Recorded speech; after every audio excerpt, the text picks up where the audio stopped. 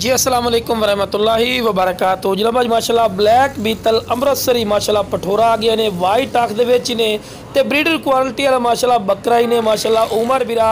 11 तो 12 महीने की उम्र ही ने बिरा पक्का खीरा ही ने और बिल्कुल वाइट आख दे विच ने तोता फेस चंगी झालर और कन्ना दे लापर चेक करो कमाल दे माशाल्लाह कन्ना दे लापर सू और बिल्कुल बरीक पशम दे विच ते वेल ही कमाल दी ते पैर बनने क्योंकि तुहानूं वीडियो बिरा बना के चेक करवानी होंदी इस करके पैर बनने होने 33 तो 34 इंच माशाल्लाह दी गारंटी शुदा हाइट है बिरा ते कन्ना दी चौड़ाई चेक करो ते लंबाई बिरा एनू आंदे माशाल्लाह खूबसूरत